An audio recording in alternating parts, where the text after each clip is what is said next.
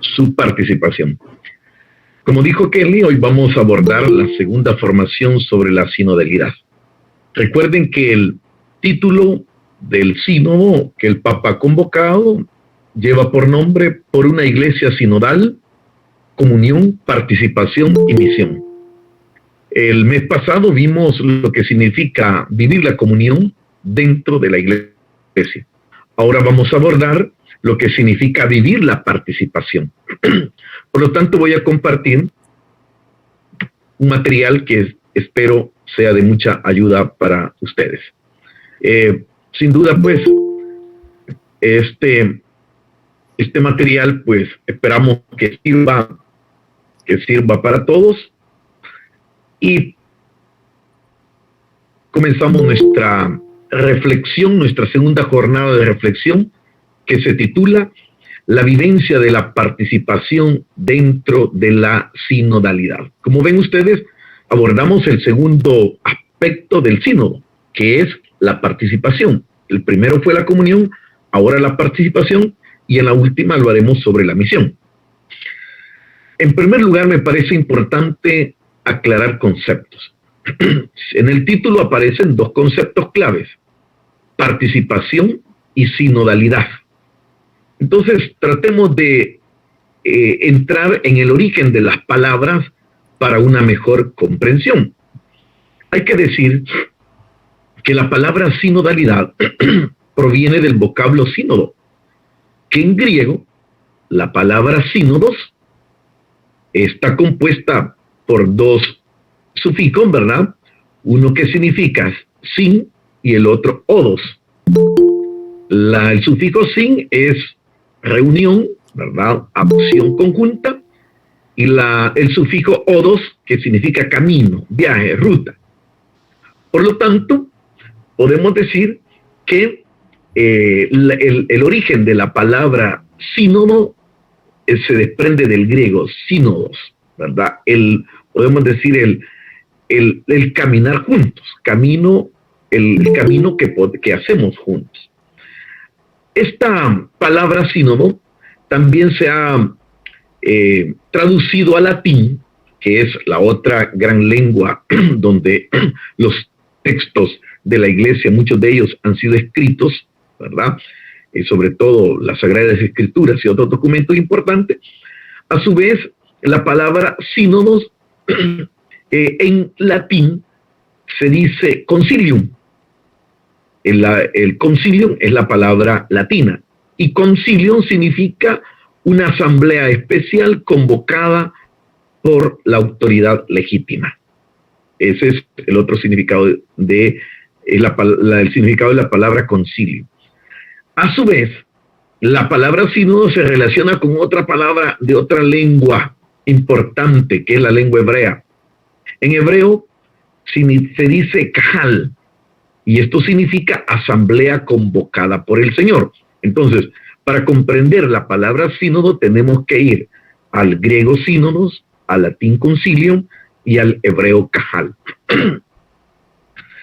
En la palabra participación proviene del latín pars capare, que part significa parte y capare tomar. En este sentido se puede decir que participar significa tomar parte de algo, o tomar una parte de algo y hacerlo suyo. Es decir, involucrarse en la toma de decisiones de una institución u organización, en nuestro caso, la iglesia. Eso significa participación, del pascapare, que significa vincularse, tomar parte de un proyecto, hacer suyo un proyecto. De todos estos significados, podemos decir una aproximación que la iglesia sinodal, ¿a qué le llamamos iglesia sinodal? Le llamamos iglesia sinodal a una asamblea eclesial convocada por el Señor, que camina juntos para hacer la voluntad de Dios. Orar, y la voluntad de Dios es orar, dialogar, escuchar, discernir los signos de los tiempos y tomar decisiones. Así podemos definir el sínodo, la iglesia sinodal, una asamblea eclesial que es convocada por el Señor, que camina juntos para hacer la voluntad de Él. En base a esa definición, se puede decir que la comunión tiene que ver con asamblea eclesial. Esta ya lo vimos en la reflexión pasada. La palabra comunión tiene que ver con la asamblea eclesial que camina junto. Es decir, toma conciencia que todos los discípulos vamos en la misma barca. Vamos por el mismo camino, que es Jesucristo. La participación tiene que ver con hacer la voluntad de Dios, para la cual debemos aprender a escuchar, a dialogar, a discernir y a tomar decisiones juntos. En eso vamos a centrarnos hoy. Y la misión, que la vamos a ver posteriormente, se refiere a asumir y dar a conocer el proyecto salvífico de Jesús, como sabemos, el reino de Dios.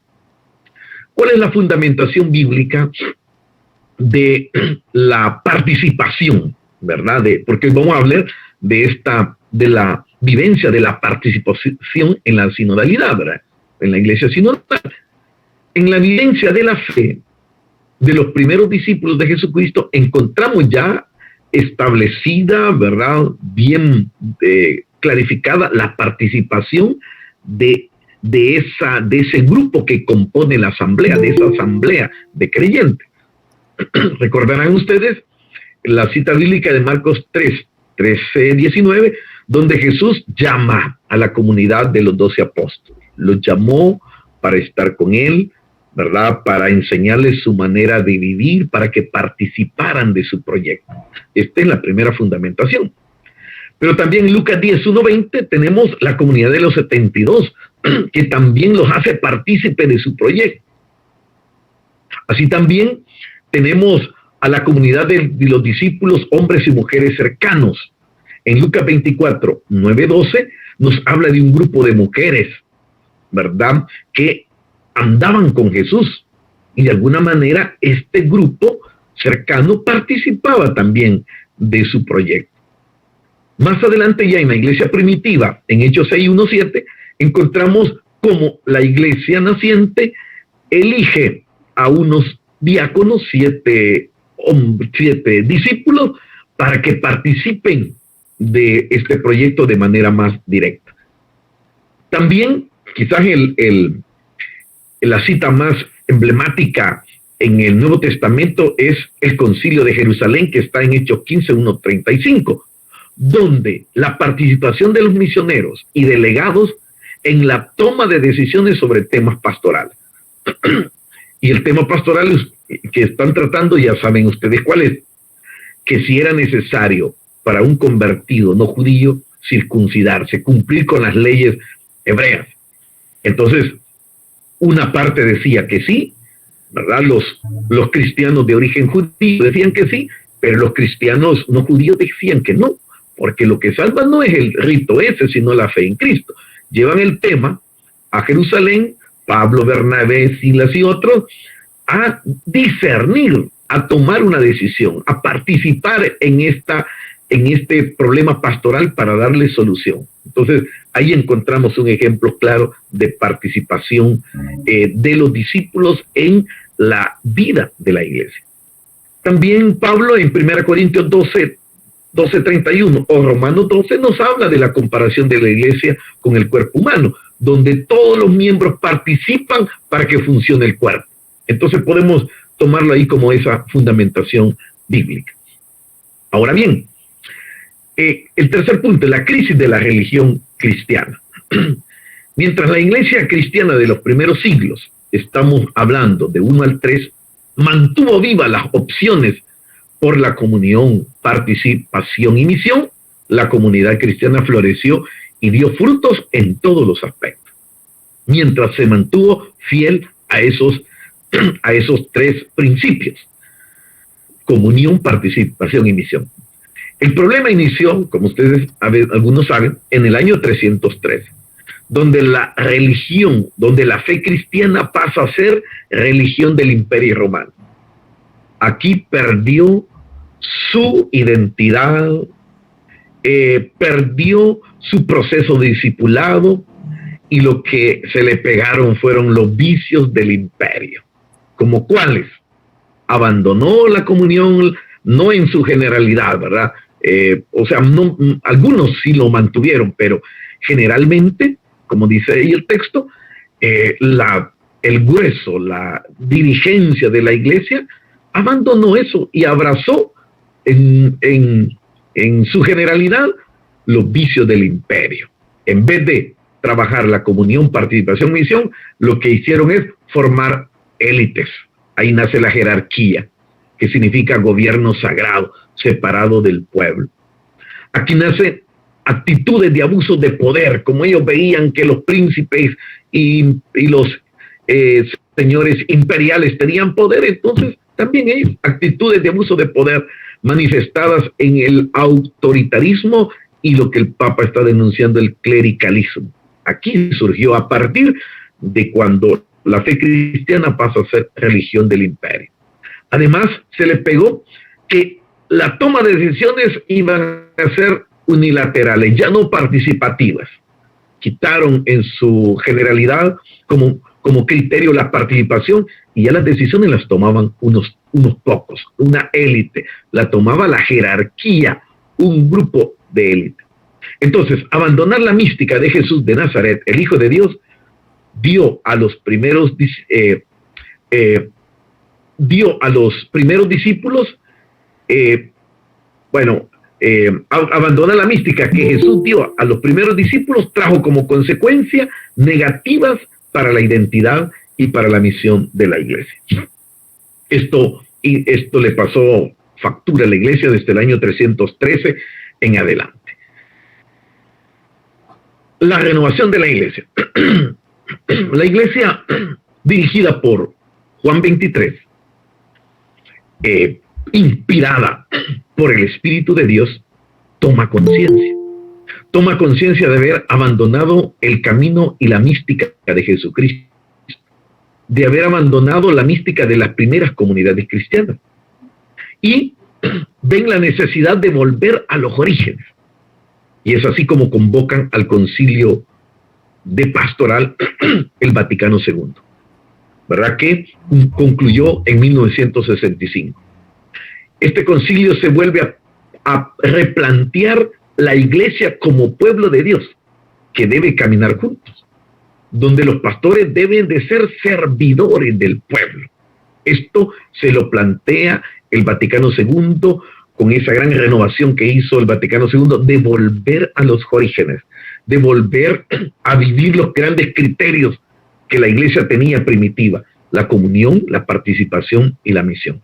Así, por ejemplo, en 2 documentos queda bien claro esto. Hay más documentos o más citas en el Vaticano II, pero yo quiero destacar la Lumen Gentium del número 9 al 17 y el Decreto Apostólica Appositate, que se trata sobre el apostolado de los laicos, donde se le da relevancia al pueblo de Dios, que la iglesia es el pueblo de Dios. Entonces, esto lo va a manejar esta nueva eclesiología, nace con el Vaticano II. Ya no la importancia se la lleva la jerarquía como lo tuvo desde el siglo III. No, iba a ser el pueblo de Dios. Por supuesto que hay más documentos. Yo estoy solo citando algunos más importantes que me parecieron. Si nos venimos al continente latinoamericano, el documento de Puebla, que concluyó en el 1979, prácticamente revalorizó la comunión y la participación dentro de la vida de la iglesia. A tal punto que en la presentación del documento dijeron lo siguiente: participación de la iglesia en todos sus niveles y tareas, participación en la sociedad, en sus diferentes sectores, en las naciones de América Latina, en su necesario proceso de integración, con actitud constante de diálogo. Dios es amor, familia, comunión, es fuente de participación en todo su ministerio trinitario y en la manifestación de su nueva revelación con los hombres por la afiliación de estos entre sí y por la fraternidad. Eso lo encontramos en el mensaje inaugural. Ahí está la cita en la página 46. Pero vean ustedes qué es lo que se plantearon los obispos de América Latina. Participación de la iglesia, o sea que el laico tiene que participar en la iglesia en todos sus niveles y tareas. Todos sus niveles y tareas. Es decir, tareas, hoy podemos decir tareas de gobierno, tareas de enseñanza, tareas de celebrativas o de litúrgicas y tareas de servicio o de sociales, ¿verdad? Entonces, esto lo dice el documento de Puebla. Esta mística de identidad, esta mística e identidad de la participación dentro de la estructura de la iglesia, poco a poco ha ido perdiendo, cada vez se ha ido perdiendo. Cada vez son más pocos los que han tomado las decisiones importantes que afectan y asumen las mayorías. Y estos pocos no siempre han sido los mejores o los más capaces e idóneos. Entonces, como que la iglesia vuelve, si bien es cierto, el Vaticano II nos ha empujado otra vez a la comunión y participación y misión, pero vemos resistencia a dejar que el pueblo de Dios que participe en esta toma de decisiones. Ahora bien, con el Papa Francisco, le dice el llamado del Papa Francisco a la conversión pastoral. Aquí ya el Papa Francisco, en su carta programática llamada Evangelium Gaudium, encontramos ya ciertos lineamientos para lo que él y el proyecto que él pretendía, construir una iglesia sinodal. En el número 26 habla a toda la iglesia, ¿verdad? Y dice lo siguiente: el Concilio Vaticano II presentó la conversión eclesial como la apertura a una permanente reforma de sí por la fidelidad a Jesucristo. Toda la renovación de la iglesia consiste esencialmente en el aumento de fidelidad a su vocación. Cristo llama a la iglesia peregrinante hacia una perenne reforma, de la que la iglesia misma, en cuanto a institución humana y terrena, tiene siempre necesidad. Entonces, vean lo que el Concilio Vaticano II, que dice que es necesaria y es una expresión de la fidelidad a Jesucristo. Ya en el número 31 del Evangelium Gaudium ya habla de qué manera los obispos y la estructura diocesana tiene que apostarle a la participación. Y dice lo siguiente, en el número, como les dije, 31. El obispo siempre debe fomentar la comunión misionera en su iglesia diocesana, siguiendo el inventar una comunión dinámica, abierta y misionera.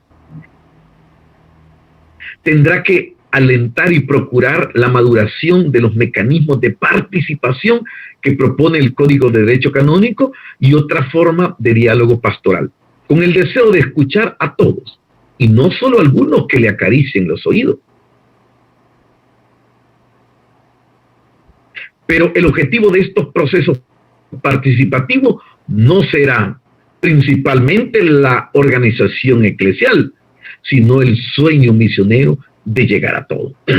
Aquí ya el Papa ya entra de manera concreta a las diócesis y a los obispos, diciéndoles que tienen que alentar y procurar la maduración de los mecanismos de participación que ya el derecho canónico estipula. Entre otros, el derecho canónico habla de las curias diocesanas, consejos presbiterales para el obispo. Entonces hay que fomentar, alentar y procurar la maduración de estos mecanismos que ya los da, o crear otros, ¿verdad?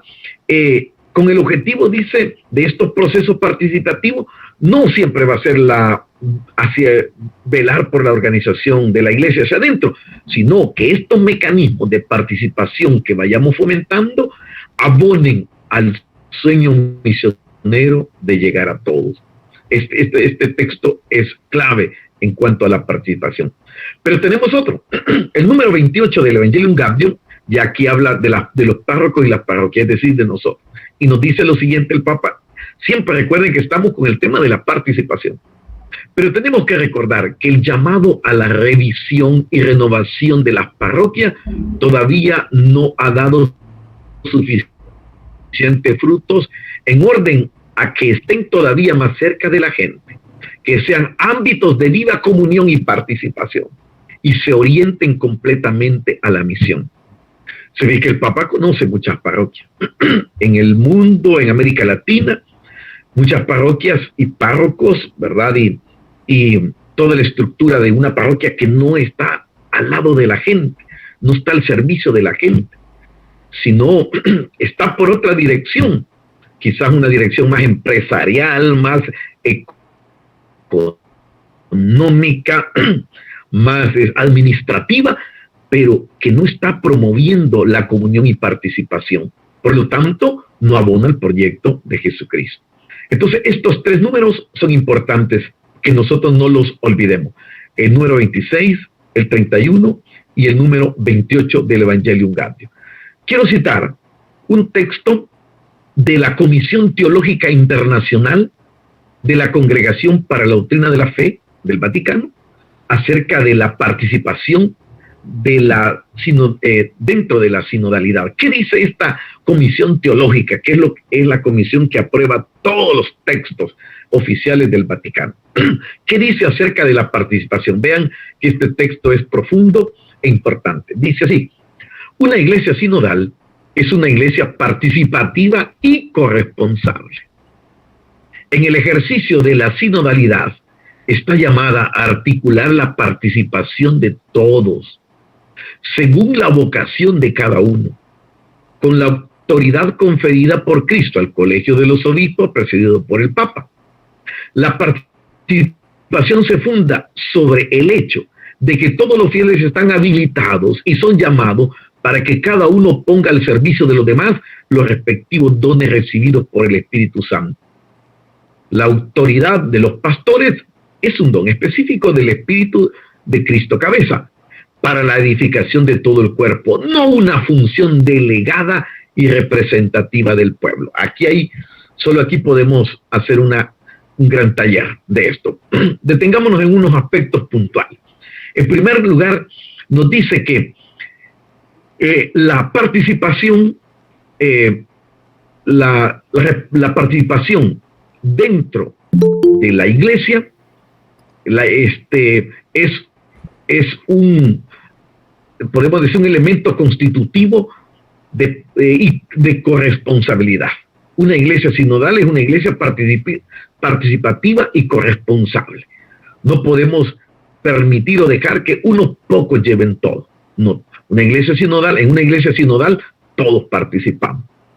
Y por eso dice que cada uno, de acuerdo a la vocación, San Pablo va a decir, de acuerdo al carisma que cada uno tenga, pues participe y ponga al servicio de la comunidad ese carisma que tiene. Por lo tanto, la participación se funda sobre el hecho de que todos los fieles están habilitados y son llamados para que cada uno ponga al servicio de los demás los respectivos dones recibidos por el Espíritu. O sea que prácticamente es una obligación de todos los laicos, de todos los que somos parte de la iglesia, poner al servicio de la iglesia lo que hemos recibido, no es para nosotros. Y aquí viene con respecto un texto, el último párrafo, que es fundamental. ¿Dónde se fundamenta? Bueno, lo dice bien claro que la autoridad conferida por Cristo al Colegio de los Obispos, que preside el Papa, ¿verdad? Es así, ¿verdad? Es decir, Cristo ha querido conferir, ¿verdad?, una potestad de dirección a estos pastores. Pero aquí viene la cosa. La autoridad de los pastores es un don específico del Espíritu de Cristo cabeza para la edificación de todo el cuerpo. Vean qué interesante. La autoridad de los pastores, estamos hablando del Papa, obispo, sacerdote, todos los pastores, es un don o es un encargo que el Espíritu nos ha dado para edificar la iglesia. No es una función delegada y representativa del pueblo. No podemos decir nosotros hablamos en nombre del pueblo o representamos al pueblo, no. Los pastores sirven al pueblo, están para edificar al pueblo, no para sustituirlo. Y ese es el gran problema que ha habido hoy con la participación, que la jerarquía ha hecho a un lado al pueblo y ha tomado decisiones sin contar con el pueblo. Entonces, prácticamente le han anulado su derecho de participar en todos los ámbitos de la iglesia, como ya lo han dicho los documentos de la iglesia.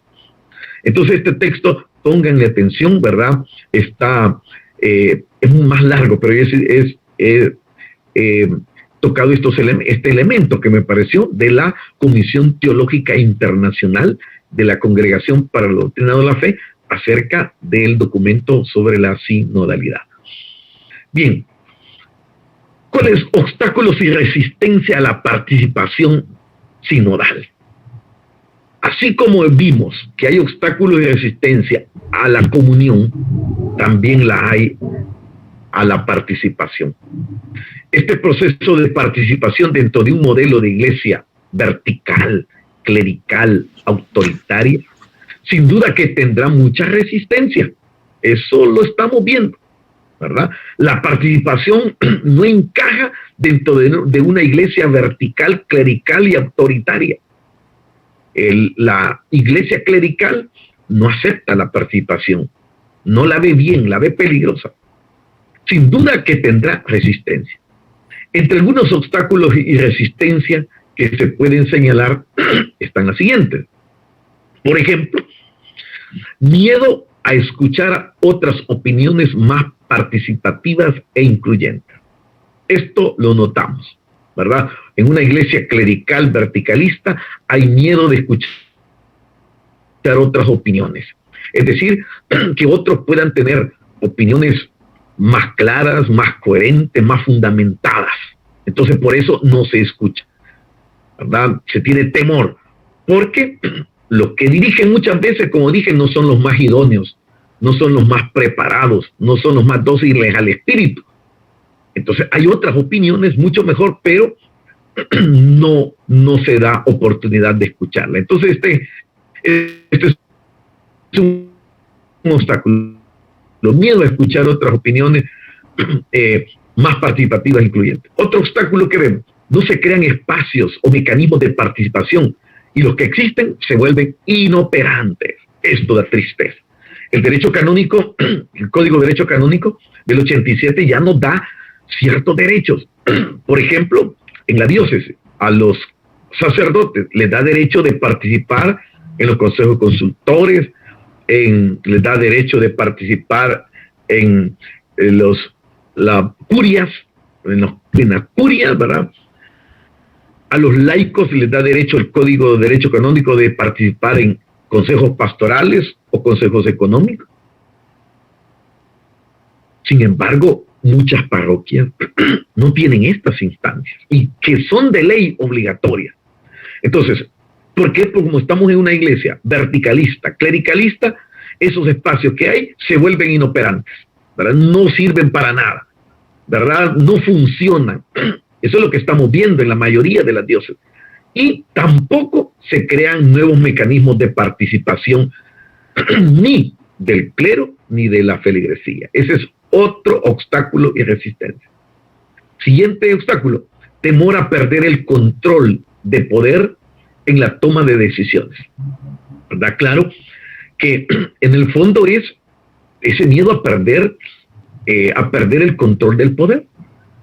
Si vienen propuestas de afuera más coherentes, entonces significa que yo no me voy a imponer ya, se va a imponer la mejor decisión. Entonces, en el fondo hay un miedo a perder el control del poder en la toma de decisiones porque la decisión está concentrada en una élite, ¿verdad? Y no siempre la mejor. Y, por lo tanto, no se toman en cuenta ninguna otra decisiones. Y también hay otro obstáculo o resistencia, la exclusión de las personas o sectores que luchan por la verdad, la justicia y la libertad. Esto es así. Sectores o personas que están comprometidas con una causa, se les excluye, no se les toma en cuenta, ¿verdad? Porque a veces molestan o incomodan. Entonces, lo más fácil es excluirla. Y como dice el Papa en el texto que hemos leído de la del Evangelium Gaudium, solo oído, aquellas personas que aplauden y que a todo dicen sí, pero una persona crítica, una persona que cuestiona, bueno, incomoda y se le excluye. Y por último, otro gran obstáculo, eso va hacia la feligresía, que nos hemos acostumbrado a que otros piensen y actúen por nosotros. Cuando hay espacios de participación, no los aprovechamos. A esto se le llama alienación. Es decir, que la persona, el sistema, ha hecho de la persona, le ha convencido que no sirve para nada. Y por lo tanto no puede pensar.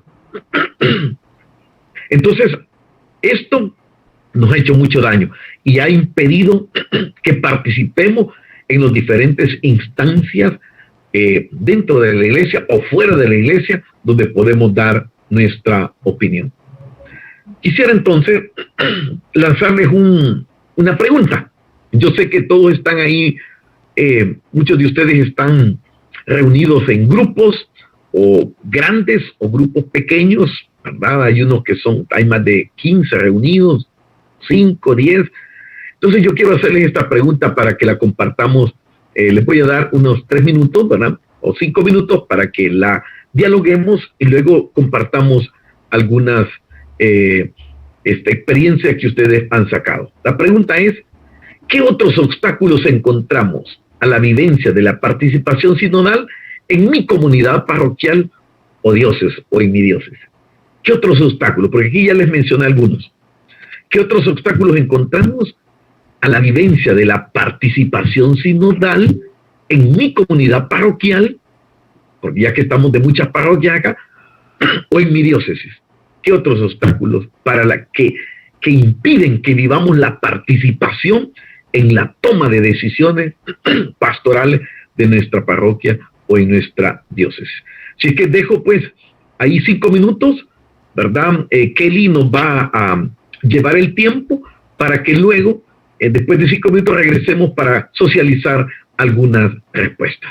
Así que vayámonos a la reflexión. Muchas gracias.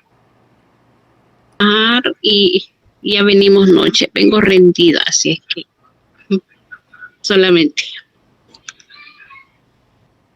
Ok, muchas gracias, hermana. Voy a proceder también a leer algunos comentarios que han colocado acá en el chat. Dice la hermana Rosy González, otro obstáculo que vemos en la comunidad es la indiferencia de las personas, no quieren participar en todo lo relacionado a la iglesia, están demasiado acomodadas. Ya lo mencionaba también la hermana Avi Resino, ¿verdad? Otro comentario de Madeline Esther dice, la falta de atención a los jóvenes, ya que no se motiva a vivir una fe comprometida. Ana María, falta de humildad y de fe. La hermana Ana Isabel dice, buenas noches, en mi opinión, un obstáculo sería que a nivel diocesano los pastores no caminan juntos y no hay participación de comunidades eclesiales de base. La hermana Irma comenta, hermanos que tienen más tiempo de pertenecer a una pastoral, territorio, comunidad o sede, que piensan que nadie más puede ser capaz de llevar un cargo y se creen dueños del cargo encomendado y se acomodan tanto a eso que en muchas ocasiones se ve de menos a otros hermanos más jóvenes que tienen muy buenas ideas.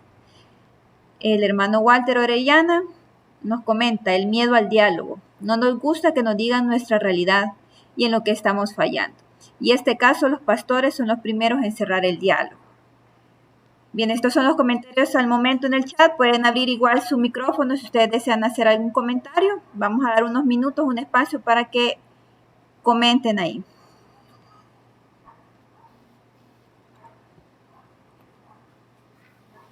Sí, si se escucha mi voz, pues también uno de los obstáculos es, en primer lugar, ver que a veces los párrocos no solamente ven las personas de su conveniencia y no dan el apoyo o la oportunidad a otros.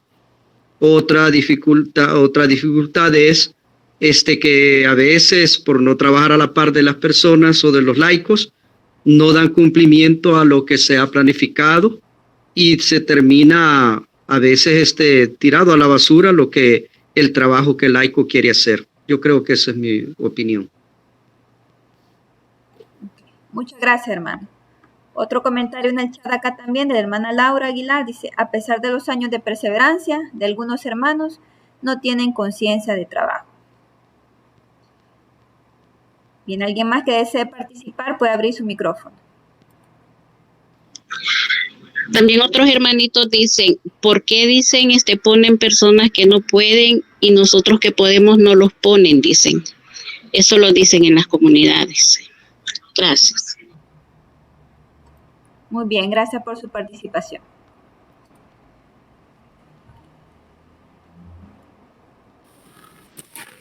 La paz del Señor, hermanos. Mi aporte en este caso, a mi criterio, como parroquias estamos enlazados con una diócesis y a mi parecer la diócesis tiene planes de trabajo muy buenos, pero están plasmados en papel. El problema, a mi criterio, es que no hay un ente supervisor para el cumplimiento de esos planes de trabajo, ¿verdad? Aunque estén muy bien diseñados en el papel, ya el desarrollo no se logra porque no hay un ente que supervise el cumplimiento. Ese es mi aporte. Muchas gracias.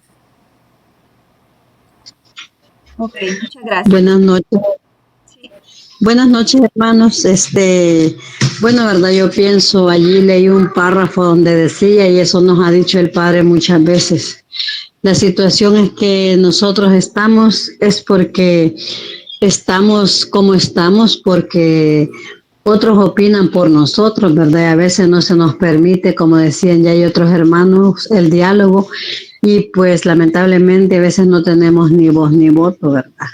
Y por eso a veces también como iglesia quizás suceden muchas cosas porque por miedo a veces nos quedamos callados a las cosas que se dicen, ¿verdad? Y suceden.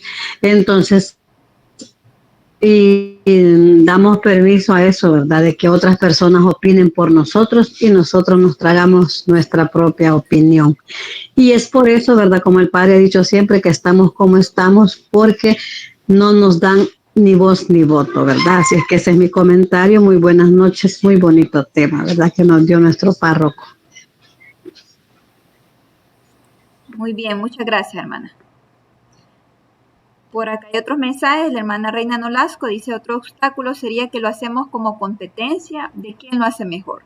Y se nos olvida que lo que estamos llamados es engrandecer el reino de Dios. De la sede de San Marcos, pues comentan, uno de los grandes obstáculos que tenemos es la falta de voluntad para formarse. Sandra Ayala dice: una dificultad muy común es la ignorancia, y no me refiero a lo intelectual, sino al creerse superior de otro. Y nuevamente de San Marcos, pues nos terminan el comentario, dice: no nos gusta leer, y nos informamos mal por medio de las redes sociales. Vamos a dar espacio para otros 2 o 3 hermanos que quieran participar.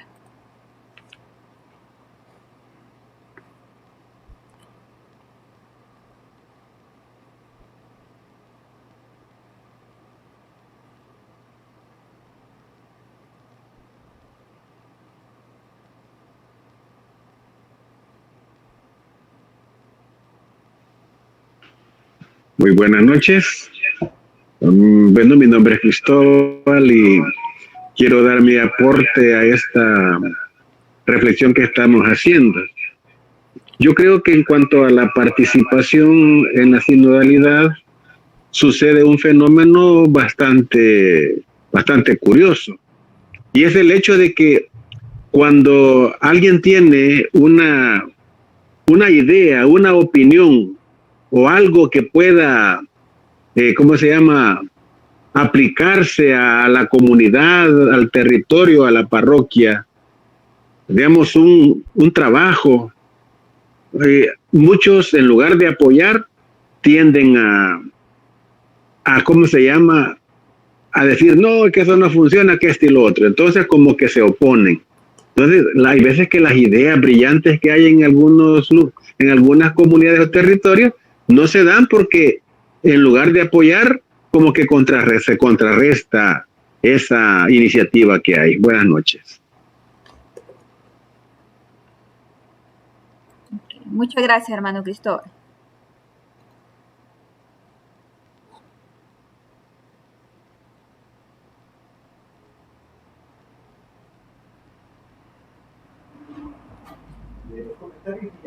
Vale, ok.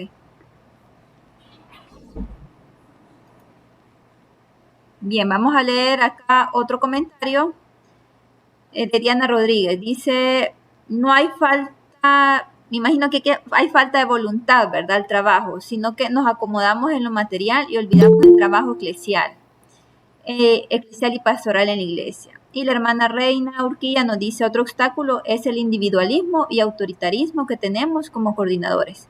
Pedimos opiniones y no aceptamos esas opiniones porque a veces el ego es muy grande. Bien, y con esto vamos a finalizar las participaciones. De igual manera, pues el chat queda abierto por si quieren hacer algún comentario adicional. Y pues ahí va a quedar momentáneamente en el chat. Finalmente, pues agradecer a todos su participación. De esta manera, pues lo hicimos un poco diferente y vemos pues que hay bastante participación de parte de todos ustedes. Finalizando, pues quizás con mi opinión respecto a esta participación, pues creo que hay muchos factores, ¿verdad? Muchos factores y lo más importante a veces es la voluntad que nosotros tengamos, la disponibilidad y la humildad para hacer el trabajo, porque de nada sirve que se abran espacios para participar si la disposición no está, ¿verdad? Como ya comentaban ahí los hermanos, a veces falta de voluntad, a veces es pereza, el no querer comprometernos o como decían por ahí, el no querer opinar, porque si opinamos sabemos que es un compromiso, que quizás a nosotros nos van a decir, vaya, entonces usted ayúdenos, usted hágalo. Entonces ya mejor nos quedamos callados por no comprometernos. Entonces sí es bastante pues la falta de disposición, de disponibilidad para poder realizar el trabajo. Esa es mi participación, ¿verdad? Los voy a dejar con el Padre Lucio nuevamente y pues nuevamente agradecerle su participación a todos los que han estado desde el inicio hasta ya ahorita que estamos ya por finalizar, por todo este esfuerzo, ¿verdad? Por formarnos, por participar y por seguir pues en comunidad, animando también a nuestras comunidades, ¿verdad? Así que les agradezco. Buenas noches. Bien, gracias. Gracias, Kelly, y gracias a todos ustedes los que han participado. No dudamos pues que esta temática va a ir renovando nuestra manera de sentir, de pensar y de ser. Hay que apostarle a la sinodalidad. Recuerden que el camino de la sinodalidad es la comunión, participación y misión.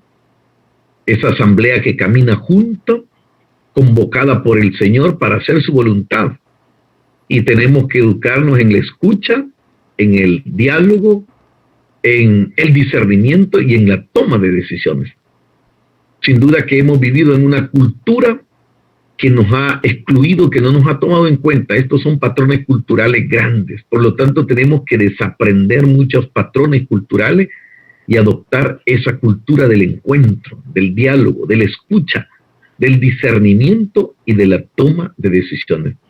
Agradezco pues a Kelly y a todos los que han facilitado esta herramienta de formación y posteriormente el material, esperamos compartirlo con ustedes.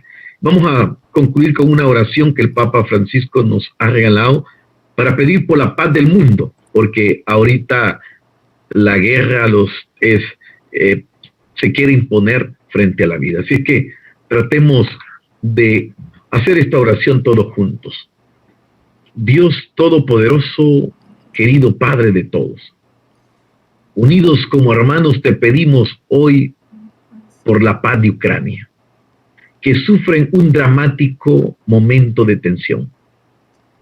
que todas las acciones e iniciativas políticas estén al servicio de la fraternidad humana y no de los intereses partidistas.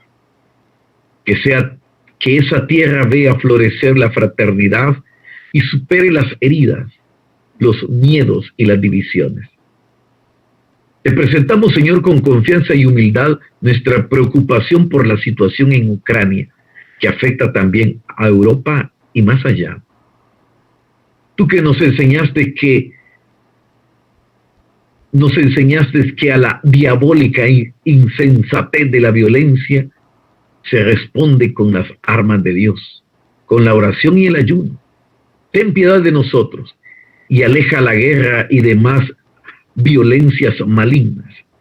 Y permítenos llegar a soluciones aceptables y duraderas en esta crisis, basadas no en las armas, sino en un diálogo profundo. Reina Virgen María, esperamos tu maternal intervención para que el mundo acoja la paz. Preserva al mundo de la locura de la guerra. Amén. En el nombre del Padre, del Hijo y del Espíritu Santo. Amén. Que la paz de Dios esté con ustedes. Buenas noches a todos.